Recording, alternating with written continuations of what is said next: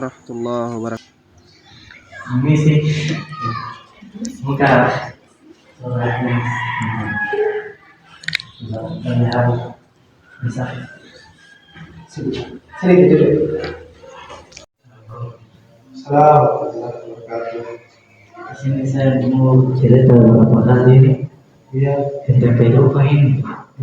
Ada beberapa hal selalu menjadi pikiran Iya, bisa.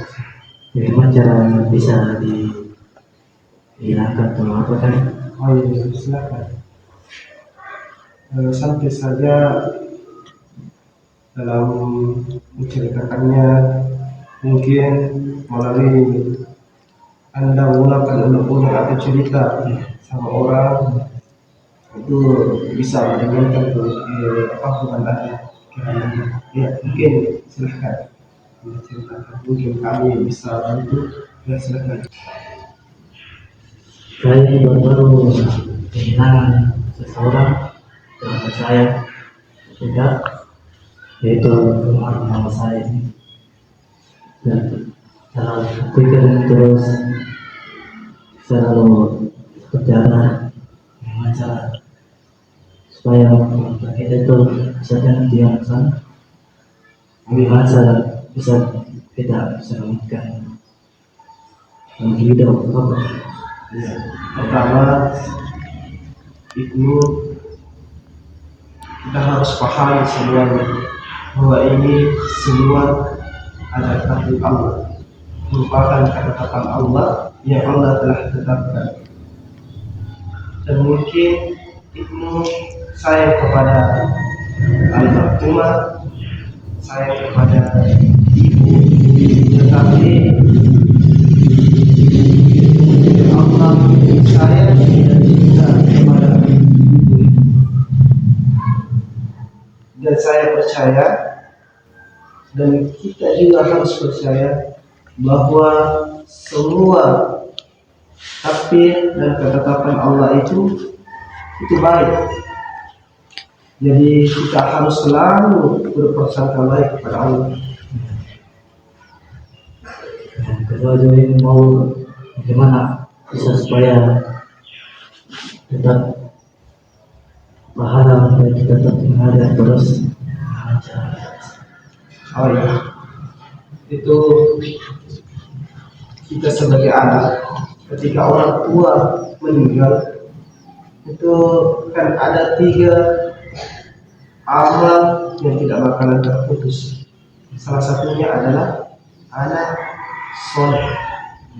Jadi di sini Ibnu harus selalu mengingat bahwa dan menjaga ibadah, terutama sholat 5 waktu dan membaca Al-Quran.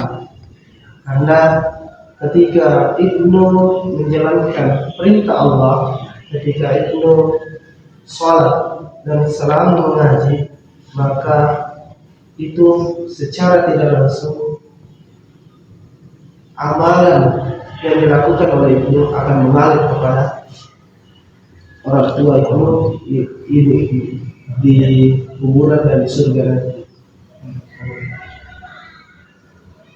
Jadi bagaimana itu amalan-amalannya supaya tetap terlaksanakan, tetap tetap istiqomah. Ya, misalkan ketika kita sholat, kita itu sebelum salam tadi terakhir kita selipkan doa kita, doa untuk kedua orang tua kita, apalagi sudah tidak ada, kita doakan insyaallah orang tua kita, ibu kita yang telah meninggal itu diberi tempat yang lebih baik dan insyaallah masuk dalam surganya Allah. Dan kedua, begitupun di saat kita sebelum tidur, kita usahakan doakan kedua orang tua kita, dan begitupun untuk sang almarhumah.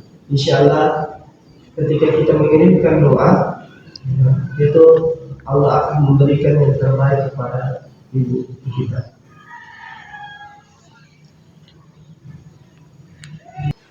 Yang terakhir ini Iya, ya, silakan.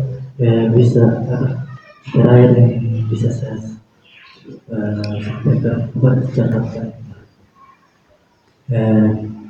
supaya tentang pikiran yang selalu diambil supaya kita kesilangkan nasihatlah. Yang pertama yaitu kita harus yakin bahwa la yukallifullahu nafsan illa wus'aha. Allah tidak akan memberikan ujian kepada seseorang kalau dia tidak mampu. Jadi Allah itu percaya dan yakin bahwa itu mampu untuk melewati. Itu yang pertama. Terus kedua, kita selalu berprasangka baik kepada Allah. Jangan karena mungkin karena cobaan Allah itu telah mengambil ilmu langsung kita berprasangka buruk. Jangan, karena mungkin menurut kita itu baik, tapi menurut Allah itu tidak, atau begitu pun sebaliknya. Kadang kita menurut kita itu tidak baik, tapi Allah itu Maha tahu dan menurut Allah itu baik. Jadi selalu berprasangka baik, dan bisa jadi di balik suatu cobaan, di balik suatu musibah yang Allah berikan itu, Allah ingin mengangkat derajat ibnu. Ya, seperti kalau anak sekolah dari SD harus melewati ujian untuk masuk SMP. Begitupun yang anak SMP kalau mau naik SMA harus ujian dulu. Begitupun kita. Jadi insya Allah dengan ujian ini Ibnu bisa berpikiran jernih, bisa mengambil hikmah di balik semua ini. Saya yakin bahwa Ibnu itu bisa melewatinya. Terima kasih atas nasihatnya. Sama-sama. Beliau diberkahi dan diberi kesehatan dan rezeki yang kuat dan berpahala yang baik. Amin. Ya, terima kasih. Terima kasih.